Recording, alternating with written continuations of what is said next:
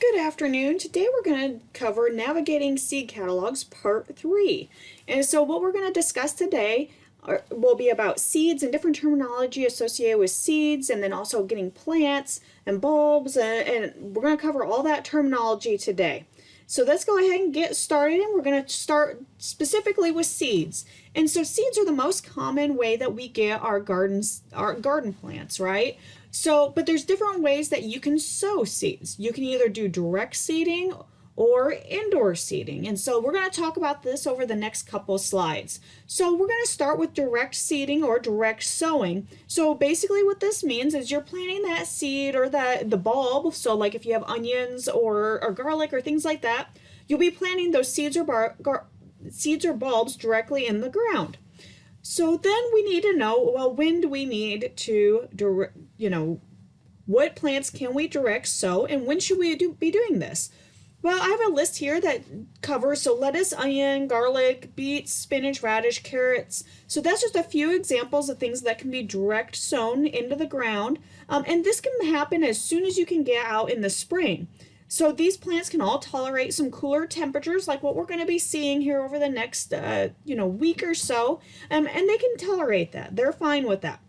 But we have plants that are like sweet corn, zucchini, watermelon, cucumber, pumpkin, that we can direct seed in the ground, but we have to do that once that threat of frost is over. So we discussed proper planting dates a little bit in the Navigating Seed Catalogs Part 1. So if you're wanting to review that or see some of the publications that are available for that, make sure to refer back to that publication.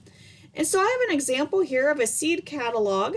And so this seed catalog tells us the sow method is direct sow. So again, that's saying that you can directly sow it in the ground. Now, we have indoor sow also. So these are crops that do best if you start them indoors and you start them early before you plant them. So common crops that need to be started before you go outside include tomatoes, peppers, cabbage, broccoli, and cauliflower. And again, this is just a short list, not an inclusive list. So again, it's really important to read those seed catalogs and navigate those seed catalogs and see if you need to start these seeds early or if you can just direct sow them. So I have an example here of a seed catalog, and it says culture, and it says growing seedlings, and it talks about planting again, and inside it says don't plant too early, and then it talks about leggy plants. And so that's another term that we use, that basically these plants will get really tall and spindly and basically fall over.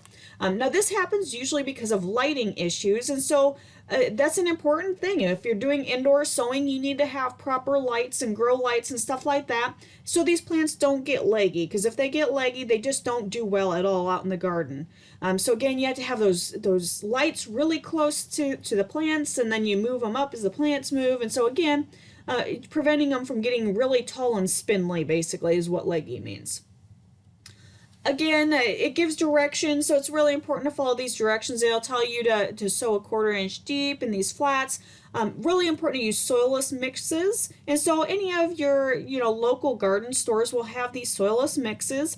So again, these mixes are different than just the typical potting mix that we buy because they're just really light and fluffy. So these seeds can grow much better in this mix because there's just not much that they have to push through, and it's just a real nice fluffy mix. So again, some of those common crops that we indoor sow are tomato, pepper, cabbage, broccoli, cauliflower. A lot of our herbs like parsley, also, you'd have to indoor sow those. Again, make sure to follow directions on how early to start. Usually it'll say start, 3, 4, 5, 6, 7 weeks, whatever, prior to transplanting. Again, just make sure to read that. Follow how deep to plant, because generally smaller seeds you plant shallower than the bigger seeds, and the bigger seeds you can plant deeper in that potting mix as a general rule of thumb. Some of the seeds, so for example, parsley, will tell you to soak the seed before you plant it into your soilless mix. So again, that's really important that if you need to soak it for 12 hours or whatever before planting, it's really important to follow those directions. Soil temperature is critical as well, and they sell heat mats, at the local stores as well. And so again, I definitely would recommend, buying the heat mats that are actually made for transplants, because they can tolerate getting wet and having those having those plants sitting on top of them. So again, those heat mats can be really helpful, especially if you're trying to indoor sow. Also, knowing how to water and fertilize these seedlings is a little different than the normal plants, because you need high moisture. So a lot of times when you indoor sow plants, you have to put like a plastic cover on them. That way, again, it holds that humidity in. So oftentimes you don't need to water them a whole lot. A lot of times I use just a water bottle and I spritz them a little bit, just to keep that top of the soil. It's really critical to keep the top of the soil moist, or at least the part where that seed is. You need to keep that moist at that depth. When you first start seeds, you don't want to fertilize them, because that could potentially burn them with the nitrogen that's in that fertilizer. So again, you don't necessarily want to fertilize, but once you start, like if you had to transplant into a bigger pot, then at that point, once you start getting a plant that's really growing and actively growing, that's when you might want to start fertilizing. And again, oftentimes these seed catalogs will tell you kind of when to start fertilizing and how to do that. And then of course it also tells you the temperature to keep that soil at. So it's really important, again, follow those directions that come with it, because every plant is just a little different. So it's really important to make sure that, again, you're doing it according to the directions. Now, if you don't want to, indoor sowing can be a little bit more advanced, especially if you don't have a greenhouse or, a good spot to keep that. I know I've tried it before, and I've just done it kind of on my dining room table, and it just doesn't work out that well. So if you're in that boat and the indoor sow just seems a little complicated and you're like, man, I don't know if I want to do that. Plus, it's getting a little late for this year. If you're wanting to transplant out in the garden this year, it's getting a little late. So you might go, okay, indoor sow, Valerie, that's really not going to work for me. So if that's the case, you can buy plants or transplants. And so again, you see these at a lot of stores. You can also order them through the seed catalogs. And so again, when you order from a seed catalog, and you can see my example here, it'll say, okay, you can order seeds. So that would be, you'd have to indoor grow those and start those yourself inside. Or you can buy plants. So there's one plant, or you can buy 3 plants, or you can order whatever quantity you want. The big thing is understanding what you're getting. So again, make sure you know what you're ordering, because oftentimes this is what it'll look like when you're ordering plants from a seed catalog. They'll give you lots of options, so just make sure you understand those options. The important part with live plants, wherever you get them from, make sure to check the plant health. Because if there's diseases or bugs on them at the store, or when you get them from whatever seed catalog you order from, you're probably going to fight that issue about all year. And so that plant's just not going to be healthy. It's not going to get a good start, and you just might not get a good crop off of it. So it's really important to check plant health. So check for any spots, like disease spots on the leaves. Check for flip the leaves over and look for insects on the bottom of the leaves, because things like aphids will often be on the bottom of those leaves. So just really important to see that. Also, make sure those plants are hardened off, and we're going to talk about that in detail in the next slide, so I'm not going to talk about it a whole lot here, but you need to have plants that are hardened off, and some of the seed catalogs will tell you if that's been done. And again, I'll show an example in the next slide. Also, a useful tidbit of advice is transplant on a cloudy day, because oftentimes when you get those plants and you put them in the ground, if it's a real sunny day, those plants are going to be taking up a lot of water. Well, those roots aren't going to be very well established. They're not going to be in that soil very well, so they're not going to be able to get water very well from the surrounding soil profile, and so they can really dry out fast. And they can just get burned, and a lot of times they'll get little burns like around the edges of the leaf will burn, and it's just because of the water, they're not able to absorb as much water as they're using if it's a sunny, hot day. Now, if it's a cloudy day, like I said, it's cloudy, they're not going to be needing to take up quite as much water, and so again, it can be really helpful to transplant on a cloudy day.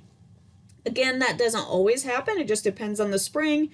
If it's a cloudy day and it's raining out, that's just probably not going to work, right? If the only day you have available is a sunny day, then you know that can work too. But just know that you might have to water a lot more, and just keep an eye on those plants for stress. The transplant shock is what we call it. Also, it's best to transplant vegetative plants that are not flowering. So again, that's just kind of a stress thing again. So again, just make sure that they're not flowering. Alrighty, so we're going to talk next about hardened plants. And so this is the process exposing transplants gradually to outdoor conditions. And so this is the process. So again, if you're growing indoors, you're going to have to harden those plants off before you take them out and plant them in your garden. If you buy plants already, again, here's an example of a seed catalog, and it says, "Our hardened plants are shipped to you prepared from our Bloomington, Illinois growing station." So, you know, that's pretty local too. So that's great because their growing environment's going to be relatively similar to ours. They're a little bit further north than Knox County, Indiana. But again, if anybody's listening and you're from that Bloomington, Illinois area, that's great, right? So anyway, the seed catalogs will tell you if you're buying plants and if they're hardened off. Well, some of them will. If they don't tell you that, that could be something you could call that seed catalog and ask them if their transplants are hardened. Again, like I said, if you are doing indoor grow, it's important to take into account that you're going to have to harden these plants off before you can transplant them into your garden, because this process can take 1 to 2 weeks. And so basically what happens is these plants aren't used to like the wind outside because they're in your dining room on your dining room table or in your greenhouse or whatever. So they haven't been exposed to wind, for instance, and we get a lot of wind. And so you have to gradually get them used to that. And so that's why another reason why it's called hardened off, because it's encouraging that change from that soft succulent tissue to a firmer, harder growth. So usually what happens when you start hardening plants is you put the plants outside just in a shady environment, and do that for a few days. And you know, again, you're going to be gradually extending the amount of hours that plant's outside. So you might only set it out in the shade for an hour for a day.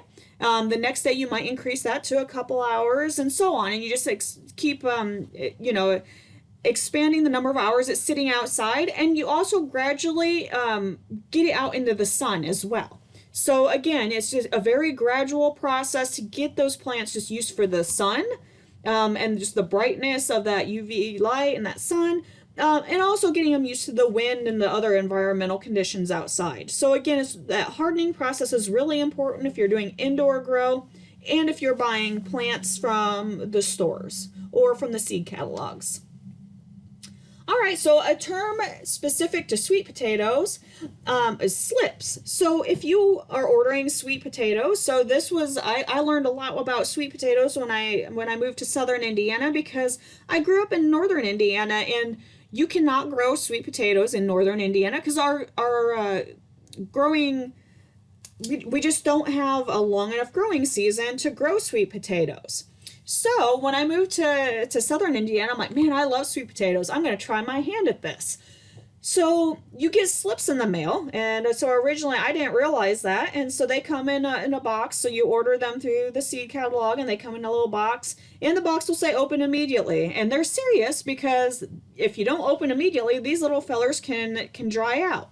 And so what the slips are the vine cuttings of a sweet potato plant. So again, you can see an example of a sweet potato here and some of the slips here. So they just kind of shave this off and they send you that. So again, it's really important to get them out of the box. Make sure they look as healthy as they can. A lot of times if you mail order them though, they'll look kind of dry and wilted when you get them. So you put them in briefly in some water to rehydrate them. And so that really spruces them up. Also, if you can't get out, it's best to transplant these immediately into your garden. But if the weather turns cold or it gets to where you just can't get them outside, it's wet or whatever, you can keep them in just like a cup of water on your counter, and they'll stay good for quite a while. It's really important though that you follow all the directions that come with these slips from the seed companies on how to handle these and what to do before you plant them.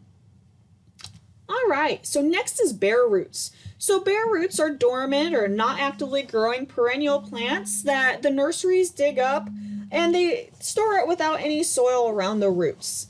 And so you can see example of some strawberry or bare roots here on my slide. And so this is what, if you ordered strawberries, this will likely be what you get. And it seems like they usually send like 24 bare roots or something like that with strawberries. So again, you can see this. Again, it's important to look for, make sure they're healthy, don't have any disease or anything. So they should look like this. Plants that are often shipped as bare roots are fruit trees and shrubs, strawberries, asparagus, and many other perennial plants. Again, make sure to follow the directions on how to plant these because you can plant bare roots too deep. So I know strawberries, you need to plant them so the crown's above ground. So, you have to plant them to where some of this is sticking above the ground. For asparagus, you completely bury the bare roots, and it says, how many inches deep it needs to be buried. So again, really, really important to follow those directions that you get with the bare roots. Again, it's best to plant immediately once you get them. But again, if you need to hold them, you can put them in a pot of soil, like in a garage or something, and just keep them moist. The key is to keep them moist because if they dry out, they will die. They are a living root system there, so they need watered. So that's really the key with bare roots. All right, so moving on to talking a little bit more detail about asparagus bare roots, and you might see this with some other plants too, but I see it most commonly with asparagus. Asparagus can take 3 years, well, does take 3 years to mature before you can get, again, those stalks, asparagus stalks, or spears. And so you can often buy different ages of bare roots. So when you're looking at the seed catalog, there's some common terms. So it might be classified as like a medium, heavy, or giant grades. And so oftentimes you might, and this varies from catalog to catalog. So you're going to probably have to look up what they mean by a medium grade or a heavy grade or a giant grade. Because again, they can change it depending on the catalog. For this example and for this catalog that I was looking at, basically a medium grade was 1 year old, a heavy grade was 2 year olds, or a giant grade was 3 year old plants.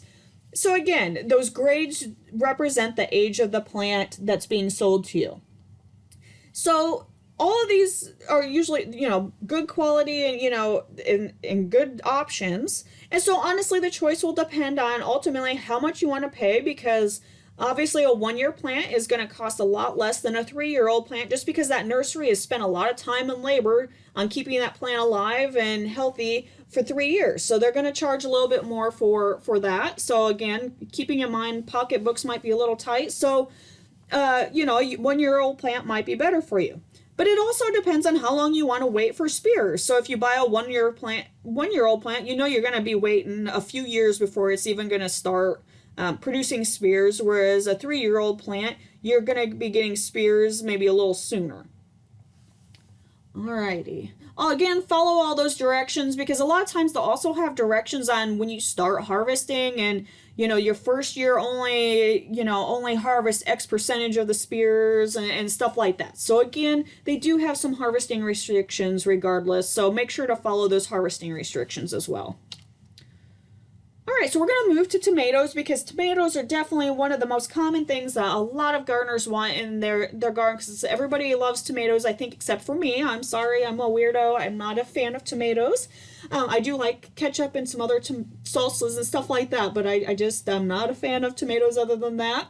And so there are called a determinate or indeterminate varieties of tomatoes. And so you'll hear this term a lot with tomatoes.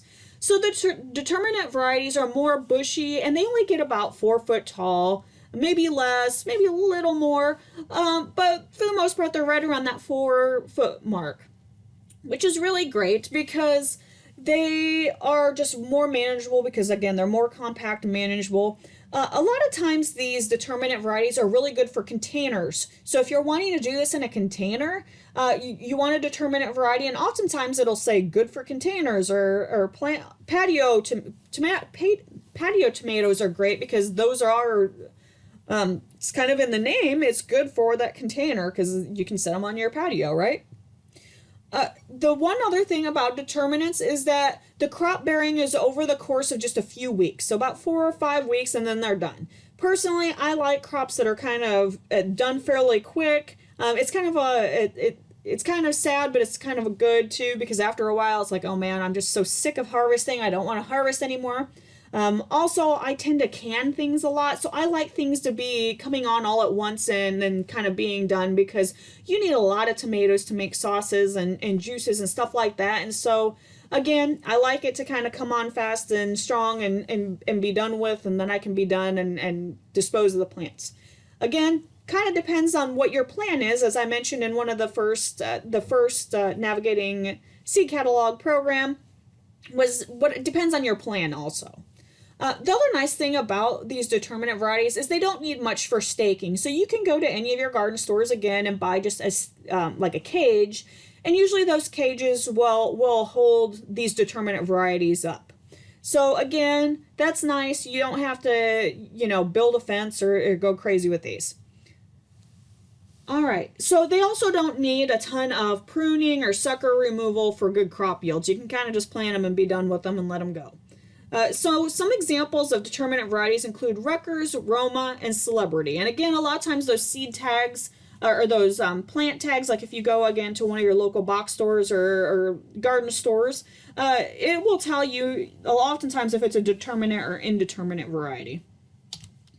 So looking at indeterminates now, indeterminates a lot of times can be kind of classified as a vining plant.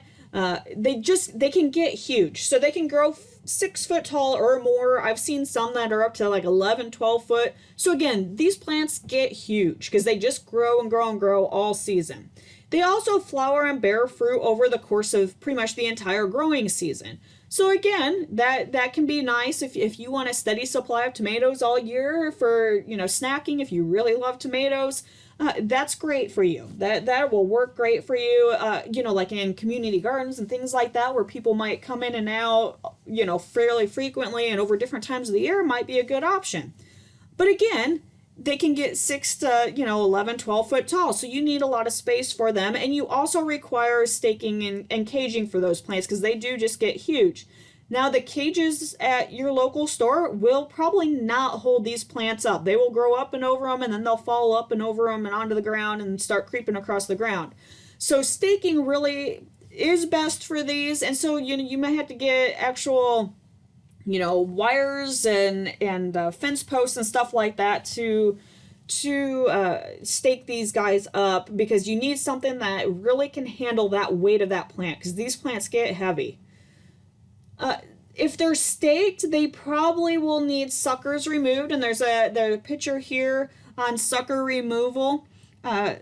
If you're caging them, it's probably not necessary. I don't know how well cages will do for these. You can experiment, but from what I don't know. I've not done it very well, so again, don't go off of me. I don't know. Anyway.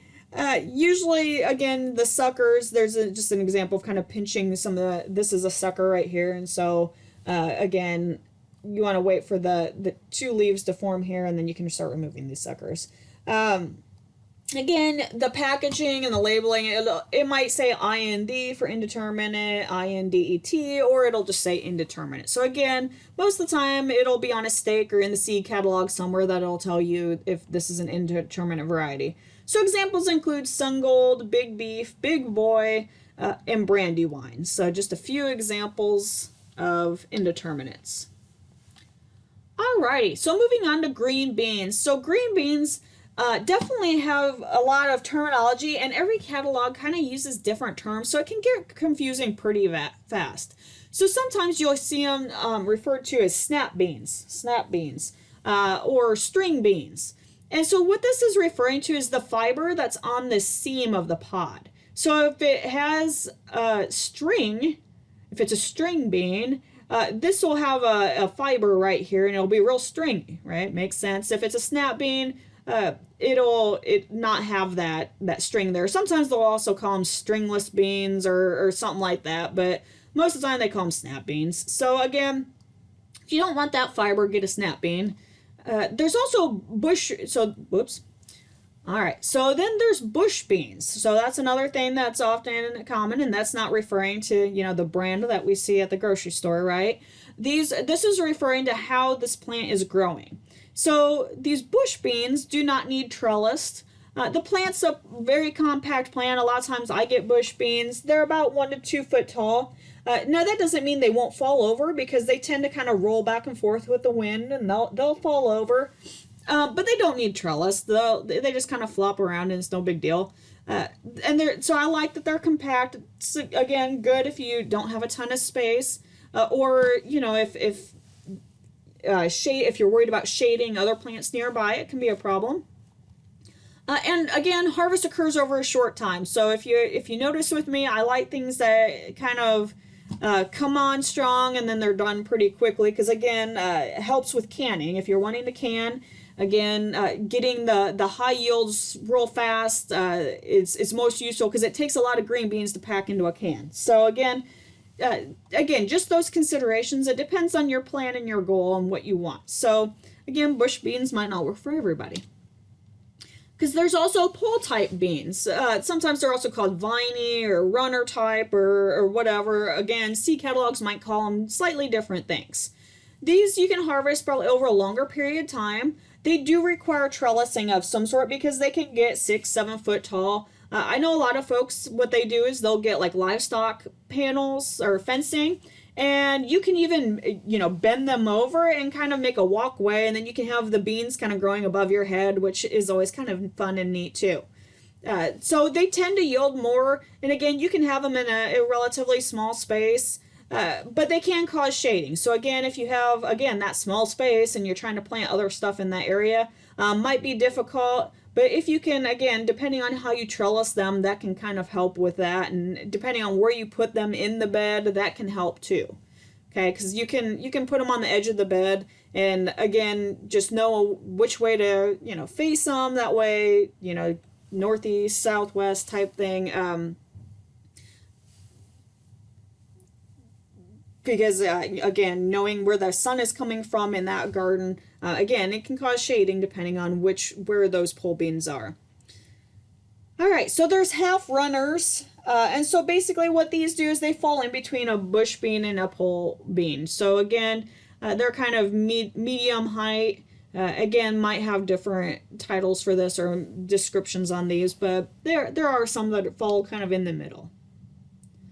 Alrighty, so I know that the seed packets are not necessarily a seed catalog, but they also have a lot of information on them, and I think a lot of times these get overlooked on the amount of information on these. So there's just tons and tons of information on the back of these seed packets, and you can see that I dug through my garden box of seed, and you can see that there's depending on the company, there's all sorts of different looks and styles to the backs of these seed catalogs. So some of them are real colorful and some of them are a little more bland, but there's definitely a lot of information on these backs. So first off, sometimes they'll have plant descriptions. So it might talk about, for instance, on this poppy, it talks about, these shimmering tones, and they're drought tolerant and things like that. So it might talk a little bit about those plants here. It also talk about uses. So again, this one will say uses, so that reseeds itself in mild climates, plant in borders, beds, rock gardens, or containers. So it talks about where to plant them.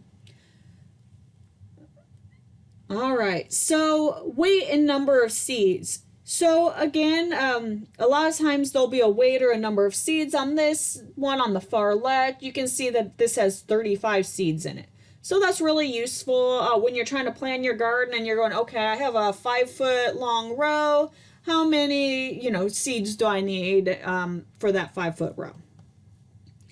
All right, also your package is on there. So you can see these, I got some old seeds here. So some of these are 2015, 2014. I think this is a 2018.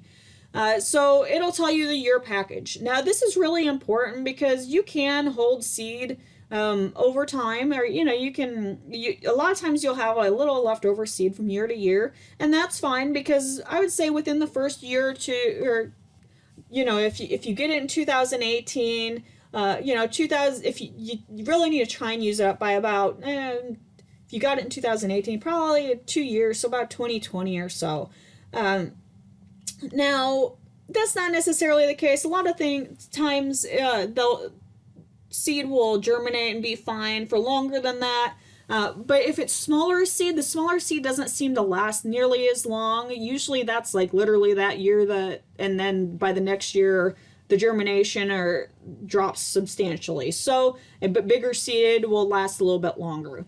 Again, that's just kind of a general rule of thumb and something that I've noticed.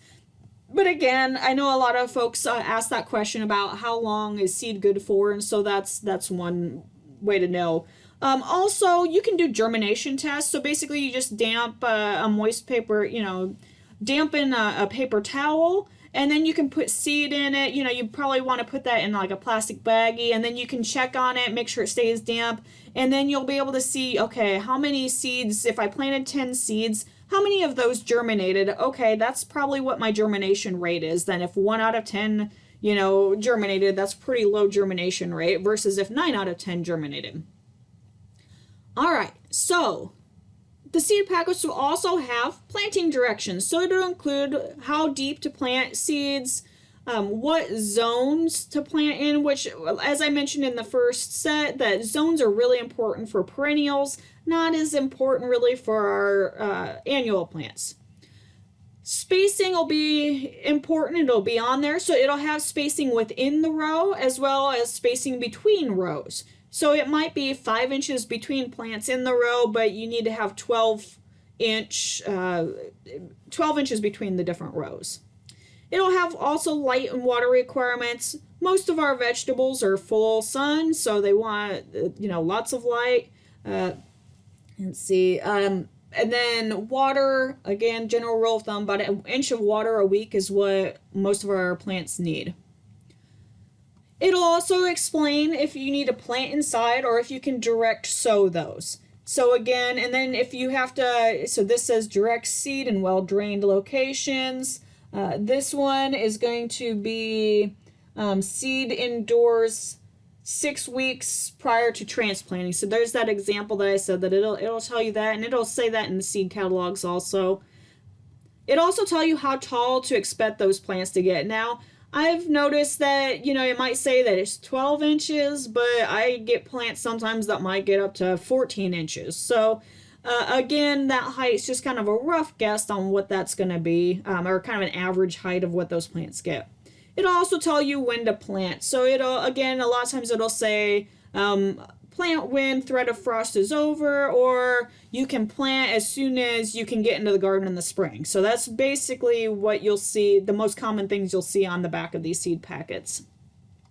It'll also tell you the days to maturity. So days to bloom here is 32 to 40. And so again, we talked about that a little bit in previous Navigating Seed catalog programs.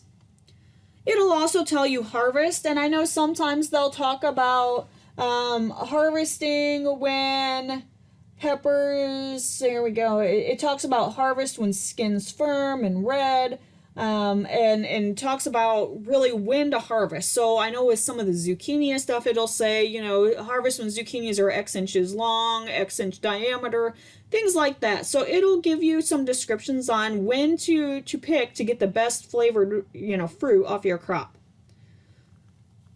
Again, so then they have germination rate or germination percentage. So these germination percentages are often in the 90 some percentile. So a lot of times it'll say 98% germination, for instance. So that means 98% of the seed in that pack, or 98% of the seed will germinate.